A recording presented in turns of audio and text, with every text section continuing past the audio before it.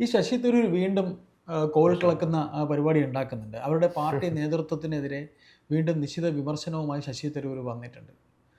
അപ്പോൾ അദ്ദേഹം ഈ കഴിഞ്ഞ ദിവസം ബഹുമാനപ്പെട്ട പ്രധാനമന്ത്രി പങ്കെടുത്ത ഒരു ചടങ്ങിൽ അദ്ദേഹത്തിൻ്റെ പ്രസംഗത്തിനെയൊക്കെ പുകഴ്ത്തി. പിന്നീട് ഇപ്പോൾ ഏറ്റവും അടുത്ത് അമേരിക്കയിൽ നടന്ന ഒരു സംഭവവുമായി ട്രംപും ന്യൂയോർക്കിൻ്റെ പുതിയ മേയറിനെ ചൂണ്ടിക്കാണിച്ചുകൊണ്ട് ചില വിമർശനങ്ങളൊക്കെ നടത്തി. അതൊക്കെ തന്നെ പരോക്ഷമായിട്ട് രാഹുൽ ഗാന്ധിയെ വിമർശിക്കുന്ന രീതിയിലേക്കാണ് പോയിരിക്കുന്നത്. എന്താണ് അദ്ദേഹം പറഞ്ഞതിൽ ഇപ്പോൾ കോൺഗ്രസ് നേതൃത്വത്തിനെ ചൊടിപ്പിച്ചിരിക്കുന്ന കാര്യം? ഏറ്റവും ഒടുവിൽ അദ്ദേഹം പറഞ്ഞിരിക്കുന്നത് ട്രംപും മമതാനിയും തമ്മിൽ ഒരു കൂടിക്കാഴ്ച നടക്കുകയുണ്ടായി, ന്യൂയോർക്ക് മേയറും ട്രംപും തമ്മിൽ. അപ്പോൾ അതിൽ അവർ തമ്മിലുള്ള ബോഡി ലാംഗ്വേജും മമതാനിക്കും ട്രംപിനും ഇടയിലുള്ള ബോഡി ലാംഗ്വേജ് കണ്ടു കഴിഞ്ഞാൽ ഇവർ തമ്മിൽ നേരത്തെ വലിയ അങ്ങോട്ടും ഇങ്ങോട്ടും മമതാനി ട്രംപിനെ ഫാസിസ്റ്റ് നടക്കം വിളിച്ചിട്ടുണ്ട്. ഐഡിയോളജി പരമായിട്ട് ഇവർ തമ്മിൽ വലിയ രീതിയിലുള്ള വിഭാഗീയതയുണ്ട്, വലിയ രീതിയിലുള്ള അകൽച്ചയുണ്ട്. എന്നിട്ടും അവർ തമ്മിലുള്ള കൂടിക്കാഴ്ച നമ്മൾ കണ്ടു കഴിഞ്ഞ് കഴിഞ്ഞാൽ ഇവർ തമ്മിൽ അടുത്ത ഉറ്റ ചങ്ങാതിമാരാണ്, ഉറ്റ സുഹൃത്തുക്കളാണെന്ന് നമുക്ക് തോന്നിപ്പോകും. അതിനെ പ്രശംസിച്ചുകൊണ്ട് ഇപ്പോൾ ഏതാനും മണിക്കൂറുകൾക്ക് മുമ്പ് എക്സിൽ ശശി തരൂർ ഒരു ട്വീറ്റ് പങ്കുവച്ചിരിക്കുകയാണ്. ആ ട്വീറ്റിനെ ചൊല്ലിയിട്ടുള്ള വിവാദമാണ് നടന്നുകൊണ്ടിരിക്കുന്നത്. ഏറ്റവും ഒടുവിൽ അത് കോൺഗ്രസ്സിനെ പരോക്ഷമായിട്ട് എതിർക്കുന്നത് തന്നെയാണ് ആ പോസ്റ്റ് എന്നാണ് വരുന്ന വിലയിരുത്തൽ. എക്സാക്ട്ലി വാക്കുകൾ പറയുകയാണെങ്കിൽ ശശി തരൂർ പറഞ്ഞത്, തിരഞ്ഞെടുപ്പുകളിൽ നിങ്ങളുടെ കാഴ്ചപ്പാടിനായി ആവേശത്തോടെ പൊരുതുക, മറ്റ് തടസ്സങ്ങളൊന്നുമില്ലാതെ. പക്ഷേ അത് അവസാനിച്ചു കഴിഞ്ഞാൽ, ആളുകൾ സംസാരിച്ചു കഴിഞ്ഞാൽ, നിങ്ങൾ രണ്ടുപേരും സേവിക്കാൻ പ്രതിജ്ഞാബദ്ധരായ രാജ്യത്തിൻ്റെ പൊതു താല്പര്യങ്ങൾക്കായി പരസ്പരം സഹകരിക്കാൻ പഠിക്കുക. ഇതേ രീതി ഇന്ത്യയിലും വന്നു കാണാൻ ഞാൻ ആഗ്രഹിക്കുന്നു എന്നാണ് അദ്ദേഹം പറഞ്ഞത്. അതിനർത്ഥം എന്ന് പറഞ്ഞു കഴിഞ്ഞാൽ രാഹുൽ ഗാന്ധിയും മോദിയും തമ്മിൽ ഈ രീതിയിലുള്ള ഒരു സൗഹൃദ ബന്ധത്തോടു കൂടിയിട്ട് രാജ്യത്തിൻ്റെ നന്മയ്ക്കായിട്ട് പൊതു താല്പര്യത്തിനായിട്ട് പ്രവർത്തിക്കേണ്ടതാണ് എന്നാണ് അടിസ്ഥാനപരമായിട്ട് അദ്ദേഹം പറഞ്ഞത്, ശശി തരൂർ ഉദ്ദേശിച്ചിരിക്കുന്നത്. നമുക്കറിയാം, ഡൊണാൾഡ് ട്രംപ് ഇന്ത്യക്ക് മേൽ തീരുവ അടിച്ചേൽപ്പിച്ച് തരുമ്പോൾ റഷ്യയിൽ നിന്ന് എണ്ണ വാങ്ങരുത് എന്നതിൻ്റെ അടിസ്ഥാനത്തിൽ അദ്ദേഹം നടത്തിയൊരു പ്രയോഗം എന്താണ്? ഇന്ത്യ ഒരു ഡെഡ് എക്കണോമിയാണ് എന്നുള്ളതാണ്. അതെ. എന്തായിരുന്നു അതിനോടുള്ള നമ്മുടെ ലോക്സഭാ പ്രതിപക്ഷ നേതാവിൻ്റെ പ്രതികരണം? അതിനെ അംഗീകരിക്കുകയാണ് അദ്ദേഹം ചെയ്യുന്നത്. അതെ, ട്രംപ് പറഞ്ഞിരിക്കുന്നു, സത്യമാണ്, ഇന്ത്യ ഒരു ഡെഡ് എക്കണോമിയാണോ.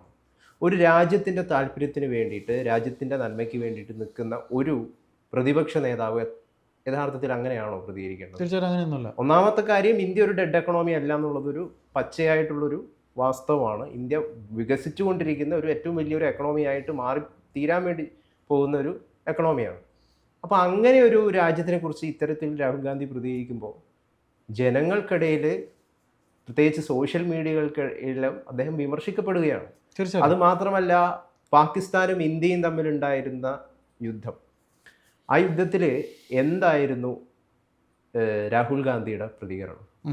എത്രമാത്രം അദ്ദേഹം വിമർശിക്കപ്പെട്ടു, അദ്ദേഹത്തിൻ്റെ പ്രതികരണങ്ങൾ. അതായത് ഇത്തരത്തിലുള്ളൊരു ഘട്ടങ്ങളിലാണോ നിങ്ങൾ രാജ്യവിരുദ്ധമായിട്ടുള്ള പ്രതികരണങ്ങൾ നടത്തേണ്ടത്? രാജ്യവിരുദ്ധം എന്ന് പറഞ്ഞു കഴിഞ്ഞാൽ, ഇന്ത്യക്ക് റഫേൽ നഷ്ടപ്പെട്ടില്ലേ, ഇന്ത്യക്ക് കപ്പൽ നഷ്ടപ്പെട്ടില്ലേ, ഇന്ത്യക്ക് സൈനികരെ നഷ്ടപ്പെട്ടില്ലേ? അപ്പം ആർക്ക് വേണ്ടിയിട്ടാണ് യഥാർത്ഥത്തിൽ നമ്മുടെ ബഹുമാനീയനായിട്ടുള്ള രാഹുൽ ഗാന്ധി സംസാരിക്കുന്നത് എന്നുള്ളൊരു ചോദ്യം അദ്ദേഹത്തിൻ്റെ പ്രതികരണത്തിലൂടെ സാധാരണക്കാരനായ ആർക്കും തോന്നുന്നൊരു കാര്യമാണ്. രാജ്യത്തിൻ്റെ താല്പര്യം എന്താ?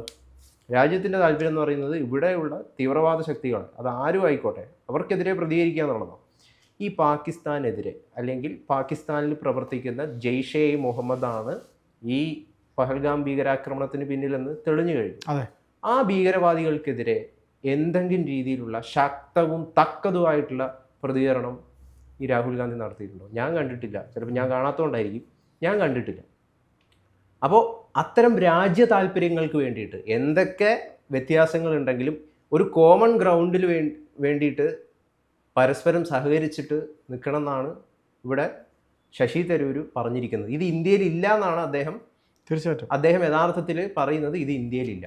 നമ്മുടെ നാട്ടിൽ വിഭാഗീയത ചിന്തകൾ ആളുകളുടെ മനസ്സിൽ വിതയ്ക്കുന്നതിൽ ഇവിടുത്തെ രാഷ്ട്രീയ പാർട്ടികൾക്കും രാഷ്ട്രീയ നേതാക്കൾക്കും വലിയ പങ്കിട്ടു. വ്യക്തമായ പങ്കുണ്ട്, ഒരു സംശയവുമില്ല. പൊതുവേ ഇപ്പം അയ്യപ്പേട്ടൻ വളരെ നല്ലൊരു കാര്യം ചെയ്തു.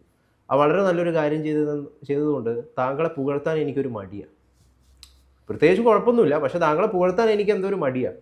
ഈ സംഭവം ആളുകളുടെ മനസ്സിൽ എന്താ കുത്തി വെച്ചിരിക്കുന്നത് ആരാണെന്നറിയോ? ഇവിടുത്തെ രാഷ്ട്രീയ പാർട്ടിയിലെ പല നേതാക്കളും രാഷ്ട്രീയ നേതൃത്വമാണ് ഈ വിഭാഗീയത സൃഷ്ടിക്കുന്നത്. ഒരാൾ നല്ലത് ചെയ്തു കഴിഞ്ഞാൽ അയാളെ നല്ലതെന്ന് പറയും.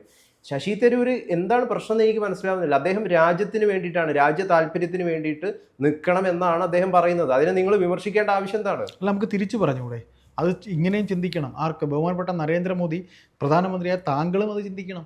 ഇപ്പൊ വെറുതെ രാഹുൽ ഗാന്ധി അത് പറയുമ്പോൾ രാഹുൽ ഗാന്ധിയെയാണ് ശശി തരൂർ പറഞ്ഞു എന്ന് പറയുമ്പോഴേ അത് പ്രധാനമന്ത്രിയെ കൂടെ ഉദ്ദേശിച്ച് പറഞ്ഞു എന്ന് പറഞ്ഞുകൂടെ? ഇപ്പൊ എല്ലാ നേതാക്കളും ഇതേപോലെ ഇപ്പൊ ട്രംപും ഈ പറയുന്ന ന്യൂയോർക്കിലെ മേയറും തമ്മിൽ കണ്ടപ്പോൾ അവർ രാഷ്ട്രീയത്തിന് അതീതമായി ഒരേ വേദിയിൽ പരസ്പരം തെറി വിളിക്കുകയല്ല ചെയ്തത്. അത് വേണമെങ്കിൽ മോദിക്ക് അഡോപ്റ്റ് ചെയ്തിട്ടോ. മോദി എന്തിനു ചുമ്മാ ഈ പറയുന്ന രാഹുൽ ഗാന്ധിയെ ഇങ്ങനെ ബേബി അല്ലെങ്കിൽ ഒന്നും അറിയാത്ത ഒരാളെന്നൊക്കെ പറഞ്ഞ് കളിയാക്കുന്ന? അത് അവർക്കും ചിന്തിക്കാം. തരൂര് പറയുന്ന ഒരു വശം മാത്രം. ഈ കോൺഗ്രസ് എന്ന് പറയുന്ന പാർട്ടി തരൂരിന്റെ പറയുന്നത് എന്തും ഇങ്ങനെ അടർത്തി എടുത്തിട്ട് വ്യാഖ്യാനിക്കാൻ നടന്നു കഴിഞ്ഞാലേ ഈ ഇഷ്ടമില്ലാത്ത അച്ചി തൊടുന്നതെല്ലാം വിഷയമെന്ന് പണ്ടൊരു പഴഞ്ചൊല്ല് പറയും. തൊടുന്നതെല്ലാം വിഷയമായിരിക്കും. ഇഷ്ടമില്ലാത്ത ഭാര്യ തൊടുന്നതെല്ലാം ആ ഭർത്താവിന് ഭയങ്കര വിഷയമായിരിക്കും. അതുപോലെ ഈ പ്രസ്ഥാനത്തിൽ ഉള്ളവരെല്ലാം തരൂരിനെ ഇങ്ങനെ ഇരിക്കുക കണ്ണും വെച്ച് പിടിക്കാനായിട്ട്. ഇത് തുടങ്ങിയത് എവിടെ നിന്നാ? ഏറ്റവും തുടങ്ങിയത് ഈ ഓപ്പറേഷൻ സിന്ദൂരിന്റെ സമയത്ത് ഒരുപാട് ആളുകളെ പല രാജ്യങ്ങളിൽ ഡെലിഗേഷൻ ആയിട്ട് പല ഗ്രൂപ്പുകളായിട്ട് അയച്ചു. അപ്പൊ അതില് ശശി തരൂരിനെ തെരഞ്ഞെടുത്തത് എന്തിന് എന്ന് ചോദ്യം ആളല്ല. നമ്മുടെ ജോൺ ബ്രിട്ടാസിനെ തെരഞ്ഞെടുത്തിട്ടുണ്ടായി. അങ്ങനെ വിവിധ പാർട്ടി ആളുകളുടെ എടുത്തിട്ടുണ്ടായി. ആ സമയത്തൊക്കെ ഇതിനെ എതിർക്കാനായിട്ട് പല നേതാക്കളും രംഗത്ത് വന്നിട്ടുണ്ടായി. അത് രാജ്യത്തിന്റെ ഒരു താല്പര്യത്തിന് വേണ്ടിയിട്ടാണ് പല പാർട്ടികളിൽ നിന്ന് ആളെ പിക്ക് ചെയ്തിട്ട് അയക്കുന്നത്. അപ്പോൾ അടിസ്ഥാനപരമായിട്ട് അവിടെ ചോദ്യം ചെയ്യപ്പെടുന്നത് എന്തിനു വേണ്ടിയിട്ടാണ്? എന്താണ് യഥാർത്ഥത്തിൽ കോൺഗ്രസിന്റെ വിഷൻ, മോട്ടീവ് എന്താണ്? കോൺഗ്രസ് അടിസ്ഥാനപരമായിട്ട് ആർക്ക് വേണ്ടിയിട്ടാണ് നിൽക്കുന്നത് എന്നുള്ള ചോദ്യം കൃത്യമായിട്ടും ഇവിടെ ബിൽഡ് ചെയ്യാൻ വേണ്ടിയിട്ട് ആ ഒരു നെറേറ്റീവ് കൊണ്ടുവരാൻ വേണ്ടിയിട്ട് ഇത്തരത്തിലുള്ള പ്രയോഗങ്ങളിലൂടെ ശശി തരൂരിനും സാധിക്കുന്നുണ്ട്. അത് വിജയകരമായിട്ട് മോദിക്കും സാധിക്കുന്നുണ്ട് എന്നുള്ളതാണ്. ഒരു മറുപടിയും പറയാൻ പറ്റാതെ കോൺഗ്രസ് അവിടെ ഇങ്ങനെ നിൽക്കുക ചെയ്യുന്നത് ഈ വിഷയത്തിലൊക്കെ. ഇപ്പോൾ ഏറ്റവും ഒടുവിൽ ഇത് മാത്രമല്ല, അങ്ങ് തുടക്കത്തിൽ സൂചിപ്പിച്ചതുപോലെ രാംനാഥ് ഗോയങ്കയുടെ ഇന്ത്യൻ എക്സ്പ്രസ് നടത്തിയ 6ാമത് ലെക്ചർ, ആ ലെക്ചറിലാണ് പ്രധാനമന്ത്രി നരേന്ദ്രമോദി പ്രസംഗിച്ചത്. അവിടെ ആ വേദിയിൽ ശശി തരൂർ ഉണ്ടായിരുന്നു. എനിക്ക് ജലദോഷവും ചുമയും ഒക്കെ ഉണ്ടെങ്കിലും ഈ വേദിയിൽ എനിക്ക് ഈ വേദി പങ്കിടാൻ എനിക്ക് സാധിച്ചതിൽ ഒരുപാട് സന്തോഷമുണ്ട് എന്നാണ് ട്വീറ്റ് ചെയ്തുകൊണ്ട് അദ്ദേഹം പറഞ്ഞത്. അത് മാത്രമല്ല, മോദി പറഞ്ഞ പല കാര്യങ്ങളെയും അദ്ദേഹം അംഗീകരിക്കുകയും ചെയ്തു. എന്താണ് മോദി ഏറ്റവും പ്രധാനമായിട്ട് പറഞ്ഞത്? ലോർഡ് മെക്കോളി എന്ന് പറയുന്ന എന്താണ് ഇന്ത്യയുടെ മോഡേൺ എഡ്യൂക്കേഷന്റെ ആർക്കിടെക്റ്റ് എന്ന് വിശേഷിപ്പിക്കുന്ന ആളെ മോദി അതിൽ വിമർശിച്ചു. അതായത് ഇപ്പോഴും ഇന്ത്യക്കാരുടെ ഉള്ളിൽ 200 വർഷം പഴക്കമുള്ള ആ കൊളോണിയൽ അടിമത്തം, സ്ലേവറി ഉണ്ട്. അതിനെ തുടച്ചു നീക്കുക, അടുത്ത 10 വർഷത്തിനുള്ളിൽ അതിനെ മുഴുവനായിട്ട് തുടച്ചു നീക്കി ഇന്ത്യക്കാർക്കിടയിൽ തങ്ങളുടെ പാരമ്പര്യത്തിനെ കുറിച്ചിട്ടും എഡ്യൂക്കേഷൻ സിസ്റ്റത്തിനെ കുറിച്ചിട്ടും ഒക്കെ ഒരു അഭിമാനം ഉണ്ടാക്കിയെടുക്കുക എന്നുള്ളതാണ് തൻ്റെ ലക്ഷ്യം. ഇതിനെ തരൂർ എന്ത് ചെയ്തു? തരൂർ അംഗീകരിച്ചു. അതുമാത്രമല്ല, മറ്റു ചില ലേഖനങ്ങളുമൊക്കെ തരൂർ ഒരു പ്രൊജക്ട് സിൻഡിക്കേറ്റ് എന്ന് പറഞ്ഞിട്ടൊരു നോൺ പ്രോഫിറ്റ് ഓർഗനൈസേഷനായിരുന്നു. അവർക്ക് വേണ്ടിയിട്ട് തരൂർ എഴുതിയൊരു ആർട്ടിക്കിൾ ഉണ്ട്. ആ ആർട്ടിക്കിൾ എന്ന് പറയുന്നത് കൃത്യമായിട്ട് അതിൽ പറയുന്നത് ഇന്ത്യൻ രാഷ്ട്രീയം ഒരു കുടുംബത്തിൻ്റെ കൈപ്പിടിയിലാണുള്ളത്. ഇന്ത്യൻ ജനാധിപത്യത്തിന് ഇത് വലിയ ഭീഷണിയാണ്, ഗ്രേവ് ത്രെട്ടാണ് ഇന്ത്യൻ ജനാധിപത്യത്തിന് ഇത് എന്നൊക്കെയാണ് തരൂർ വിശേഷിപ്പിക്കുന്നത്. അപ്പോൾ പരസ്യമായിട്ട് തരൂർ യഥാർത്ഥത്തിൽ കോൺഗ്രസിൽ അസ്വസ്ഥനാണ്. ഈ പോക്ക് കോൺഗ്രസ് പോയി കഴിഞ്ഞു കഴിഞ്ഞാൽ എനിക്ക് കോൺഗ്രസിനോട് താല്പര്യമില്ല, രാജ്യത്തിനൊപ്പം രാജ്യത്തിൻ്റെ പൊതു താല്പര്യത്തിന് വേണ്ടിയിട്ട് കോൺഗ്രസ് നിലനിൽക്കണം, അതിന് നിങ്ങളുടെ ഐഡിയോളജിക്കൽ ഡിഫറൻസ് ഒരു കാരണമായിട്ട് മാറിത്തീരാൻ വേണ്ടിയിട്ട് പാടില്ല. അതായത് വൃത്തികെട്ട നല്ല രാഷ്ട്രീയമുണ്ട്, മോശം രാഷ്ട്രീയമുണ്ട്. വൃത്തികെട്ട രാഷ്ട്രീയം ദയവ് ചെയ്തിട്ട് കളിക്കല്ലേ എന്നാണ് തരൂർ യഥാർത്ഥത്തിൽ പറയുന്നത്. അത് നമുക്ക് കേൾക്കുമ്പം വലിയ കുഴപ്പമുള്ളതായിട്ട് തോന്നുന്നില്ല. അത് മാത്രമല്ല, മറ്റു ചില പ്രശ്നങ്ങളും തരൂരിനുണ്ടല്ലോ. ഇപ്പം ബീഹാറിൽ തന്നെ വിളിച്ചില്ല എന്ന് തരൂർ പറയുന്നുണ്ട്. അവിടുത്തെ പ്രചരണത്തിനായിട്ട് തന്നെ വിളിച്ചില്ല. അതുമാത്രമല്ല, ബീഹാറിലെ വമ്പിച്ച കോൺഗ്രസിൻ്റെ തോൽവി, ആ തോൽവിക്ക് ശേഷം തരൂർ പറഞ്ഞെന്താ? വോട്ട് ചോരിയൊന്നും മറ്റു പലരെയും പോലെ ആരോപിക്കാൻ തരൂർ നിന്നില്ല. തരൂർ പറഞ്ഞെന്താ? ആത്മപരിശോധന ആവശ്യമാണ്. നമ്മളുടെ മെസ്സേജിങ്ങിൽ, അതേപോലെ ടാക്ടിക്സിൽ എവിടെയൊക്കെയാണ് ഇത്തരം വിഷയങ്ങളിൽ ഓർഗനൈസേഷണൽ വീഴ്ചകൾ എവിടെയൊക്കെ സംഭവിച്ചു, ഇതൊക്കെയാണ് പരിശോധിക്കേണ്ടതെന്നാണ് തരൂർ പറഞ്ഞത്. തരൂരിന്, ശശി തരൂരിന് യഥാർത്ഥത്തിൽ ഇങ്ങനെ പ്രതികരിക്കാൻ പറ്റും? അല്ല, ഇതിൽ ഗൗതം പറയുന്ന ഒരു വശം ശശി തരൂർ പറയുന്നത് ശരിയാണ്, അദ്ദേഹം പാർട്ടിയെ വിമർശിക്കുന്നതാണ് എന്ന് പറയുമ്പോൾ, ഇന്നലെ വരെ ഈ കോൺഗ്രസ് പാർട്ടിയിൽ ആരും തന്നെ ഈ കുടുംബത്തെ, നെഹ്റു കുടുംബത്തിനെ വിമർശിച്ചിട്ടില്ല. അത് നമ്മൾ മനസ്സിലാക്കണം. അപ്പോൾ തരൂർ ഇത് പറയുമ്പോൾ സാധാരണക്കാരനായ ഒരു കോൺഗ്രസ് പ്രവർത്തകൻ പോലും പറയില്ല, ഒരു ആന്റണി പക്ഷക്കാരനായ കോൺഗ്രസ്സുകാരൻ പോലും പറയില്ല ഈ നെഹ്റു കുടുംബമാണ്, ഇന്ദിരാഗാന്ധി, അവരുടെ മക്കൾ, ഇവർ മാത്രമേ ഉള്ള തലപ്പത്ത്, ഇവരൊക്കെ ഇവിടെയുള്ള എന്ന് ആരെങ്കിലും ചോദിക്കുക? ഒരു സാധാരണ പ്രവർത്തകൻ ചോദിക്കില്ല. അവിടെ തരൂർ ചോദിക്കുമ്പോൾ അതിന് ഓരോ അർത്ഥങ്ങളുണ്ട്. കാര്യം തരൂർ നെഹ്റു കുടുംബവുമായി ഏറ്റവും അടുത്ത് നിൽക്കുന്ന ഒരാൾ കൂടെയാണ്, രാഹുൽ ഗാന്ധിയുമായിട്ടൊക്കെ ഏറ്റവും അടുത്ത് നിൽക്കുന്ന ഒരാൾ കൂടെയാണ്. അപ്പോൾ അതുകൊണ്ട് അദ്ദേഹത്തിന് പറയാനുള്ള വോയിസും ഉണ്ട് താനും. മറ്റേത് കോൺഗ്രസ് പ്രവർത്തനം അദ്ദേഹത്തെ വിമർശിക്കും. ഇത് ഞാൻ പറയുന്നത് മത്സരിച്ച ആളാണ്. ഇത് ഞാൻ പറയുന്നതല്ല, കേരളത്തിലെ തലമുതിർന്ന കോൺഗ്രസ് നേതാക്കൾ തന്നെ പറഞ്ഞതാണ്. അദ്ദേഹത്തിന് ഇവരെ കുടുംബമായിട്ട് വളരെ അടുപ്പമുണ്ട്. നിങ്ങൾ ഇവിടെ കിടന്ന് പറയുന്ന പോലെ അല്ല, അദ്ദേഹത്തിന് പറയാനുള്ള അധികാരമുണ്ടെന്നും കൂടെ അദ്ദേഹം പറഞ്ഞു, ഒരു പ്രമുഖ നേതാവ് പറഞ്ഞതാ. അപ്പോൾ ഞാൻ ഇത്രയും കൂടെ പറയുന്നു, എന്താണ് ആ പ്രസംഗത്തിൽ അദ്ദേഹം സംസാരിച്ചതെന്നുള്ള ഒന്ന് പറയണം. അതായത് മോദി പ്രസംഗിച്ചതിനെ കുറിച്ച് താങ്കൾ ഇപ്പോൾ പറഞ്ഞല്ലോ. അതിൽ ലോർഡ് മെക്കോളി ആരാണെന്ന് ഞാൻ പറഞ്ഞല്ലോ. അദ്ദേഹം മോഡേൺ ഇന്ത്യയുടെ എഡ്യൂക്കേഷൻ്റെ ആർക്കിടെക്റ്റ് ആണ്. അദ്ദേഹത്തിൻ്റെ അടിസ്ഥാനപരമായിട്ട് പുള്ളിയുടെ താല്പര്യം എന്തായിരുന്നു? ഇവിടെ വെസ്റ്റേൺ ലിറ്ററേച്ചർ, അതോടൊപ്പം തന്നെ വെസ്റ്റേൺ ചിന്താഗതികളൊക്കെ ഇന്ത്യക്കാർക്കിടയിൽ വളർത്തുക എന്ന് മാത്രമായിരുന്നു പുള്ളിയുടെ ഉദ്ദേശം. ഇപ്പോൾ ഈ മെക്കോളി മിനിറ്റ് എന്നൊക്കെ പറഞ്ഞിട്ട് പുള്ളിയുടെ വിഷൻ എന്താണ് എന്ന് രേഖപ്പെടുത്തിയ പുസ്തകങ്ങളും കാര്യങ്ങളും ഒക്കെ ഉണ്ട്. 1835 അദ്ദേഹം ഈ കാര്യമൊക്കെ സൂചിപ്പിക്കുന്നത്. അതിൽ അദ്ദേഹത്തിൻ്റെ വിഷൻ അദ്ദേഹം കൃത്യമായിട്ട് പ്രകടിപ്പിച്ചിട്ടുണ്ട്. അതിൽ എന്താണ് പറയുന്നത്? അതായത് ഒരു ഫണ്ടും ഇന്ത്യൻ നോളജ് സിസ്റ്റം പഠിപ്പിക്കുന്ന അല്ലെങ്കിൽ അത്തരത്തിലുള്ള സാധനങ്ങൾക്ക് യാതൊരു തരത്തിലുള്ള ഫണ്ടും കൊടുക്കാൻ പാടില്ല. ഫണ്ട് കൊടുക്കുന്നുണ്ടെങ്കിൽ അത് വെസ്റ്റേൺ സയൻസും ലിറ്ററേച്ചറും മാത്രം പ്രചരിപ്പിക്കാൻ വേണ്ടിയിട്ടായിരിക്കണം. ഏതെങ്കിലും തരത്തിലുള്ള ഈ ഓറിയൻ്റൽ വിദ്യാഭ്യാസം ഏതെങ്കിലും ഇൻസ്റ്റിറ്റ്യൂഷൻ നടത്തുന്നുണ്ടെങ്കിൽ അത് അടച്ചു പൂട്ടണം തുടങ്ങിയ രീതിയിലുള്ള മെൻറ്റാലിറ്റി ഇന്ത്യക്കാർക്കിടയിൽ പ്രചരിപ്പിച്ച ഒരാളാണ്. അത് മാത്രമല്ല, ഒരു പ്രത്യേകതരം ഇലൈറ്റ് ഗ്രൂപ്പിനിടയിൽ മാത്രമാണ് അദ്ദേഹത്തിൻ്റെ ഈ എഡ്യൂക്കേഷൻ സിസ്റ്റം എത്തിപ്പെട്ടിട്ടുള്ളൂ ആ കാലത്ത്. അതായിരുന്നു പുള്ളിയുടെ വിഷൻ. അതുകൊണ്ട് ഈ ബ്രിട്ടീഷുകാരും ഇന്ത്യക്കാർക്കും ഇടയിൽ ഒരു ഇന്റർമീഡിയറ്ററീസിനെ ക്രിയേറ്റ് ചെയ്യുക, അങ്ങോട്ടും ഇങ്ങോട്ടുമുള്ള കൊടുക്കൽ വാങ്ങലുകൾക്ക് വേണ്ടിയിട്ട്. അതിന് ഇലൈറ്റ് ക്ലാസ്സുകളെ ഉപയോഗിക്കുക എന്നുള്ളതായിരുന്നു പുള്ളിയുടെ പ്രധാനപ്പെട്ടിട്ടുള്ള ഒരു ഉദ്ദേശം എന്ന് പറയുന്നത്.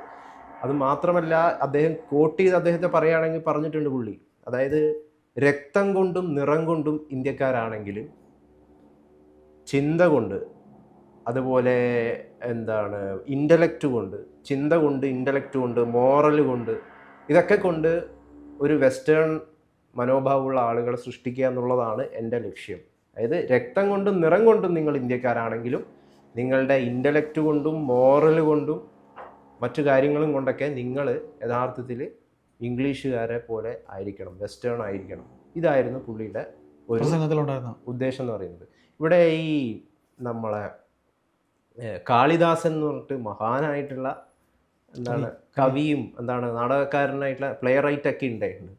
ഷേക്സ്പിയർ എന്ന് പറയുന്ന മറ്റൊരു വിഖ്യാത നാടകക്കാരൻ, എഴുത്തുകാരനൊക്കെ ഉണ്ട്. കാളിദാസൻ എത്ര പേർക്കറിയാം? ഷേക്സ്പിയറിനെ ആളുകൾക്ക് ഒരുപാട് അറിയാം. അത്ര പോലും നമ്മുടെ നാട്ടിലുള്ള മഹാനായ കവികളെക്കുറിച്ചോ അല്ലെങ്കിൽ മറ്റു പല ആളുകളെക്കുറിച്ചോ എനിക്ക് പോലും അറിയില്ല കേട്ടോ. ഉള്ള കാര്യം പറയാലോ. നിങ്ങൾ ജസ്റ്റ് ഒന്ന് ഒപ്പീനിയൻ എടുത്തിട്ട് പുറത്ത് പോയിട്ട് നമ്മൾ ഒപ്പീനിയൻ എടുക്കാൻ പോകുന്നുണ്ടല്ലോ, ആരാണ് കാളിദാസൻ, അല്ലെങ്കിൽ ആരാണ് കുമാരനാശാൻ, അല്ലെങ്കിൽ ഏതെങ്കിലും പ്രസിദ്ധനായിട്ടുള്ള പഴയ കവിനെ കുറിച്ചോ ഇന്ത്യയിൽ ജനിച്ച ഏതെങ്കിലും ചോദിക്കുക, അദ്ദേഹത്തിൻ്റെ ഒരു കവിത പറയുമെന്ന് ചോദിക്കുക. ഒരാൾക്കും പറയാൻ പറ്റില്ല. ഞാൻ എഴുതി ഉറപ്പിച്ചു തരാം. ടാഗോറിനെ കുറിച്ച് പോലും അറിയില്ലായിരിക്കും. ടാഗോറിനെ കുറിച്ച് പോലും പല ആളുകൾക്കും അറിയുന്നുണ്ടാവില്ല. പ്രത്യേകിച്ചും കുട്ടികൾക്ക്, ജൻസി കുട്ടികൾക്ക് അറിയുന്നുണ്ടാവില്ല. അപ്പോൾ ഇത് യഥാർത്ഥത്തിൽ കുട്ടികളെ മാത്രം കുറ്റം പറയണ്ട. ഇത് യഥാർത്ഥത്തിൽ നമ്മുടെയൊക്കെ എഡ്യൂക്കേഷൻ സിസ്റ്റത്തിന്റെ ഒരു പ്രശ്നം തന്നെയാണ്.